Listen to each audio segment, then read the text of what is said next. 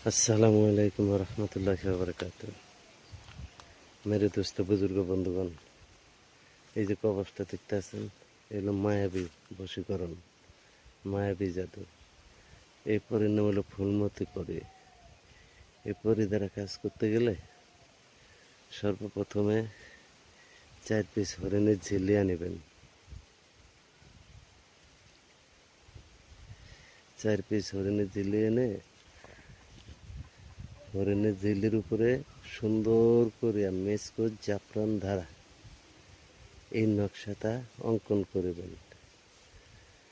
করে প্রিয়জনের বাবা মায়ের নাম দিবেন এবং আপনার এই প্রিয়জনের বাবা মায়ের নাম দিয়ে প্রিয়জনের নাম বসায় পরবর্তীতে আপনার বাবা মায়ের নাম এবং আপনার নাম বসায় দেবেন। দেয়া যে কোনো ফুল সংগ্রহ করবেন, ফুল আনিয়া সেই ফুল এই কবজের উপরে রাখবেন। আগের বাতি ধুমা দিবেন, আতর লাগাইয়া দিবেন। দেয়া সুন্দর করে 3টা কবজরে আপনি পেঁচাইয়া সুন্দর করে পলিথিনের ভিতরে ভরিয়া একটি কবজ মহিলা কবরস্থানে গেড়ে দিবেন, একটি কবজ প্রিয়তমার বাড়ির সামনে গেড়ে দিবেন, আরেকটি কবজ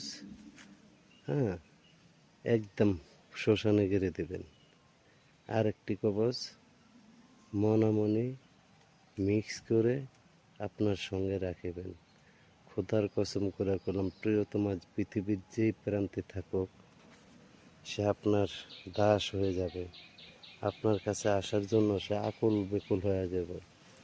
মানে কি করব নিজেও দিশা করতে পারবো না। তারপরে মাত্র 72 ঘন্টা টাইম এই কবজ দ্বারা কাজ করতে গেলে।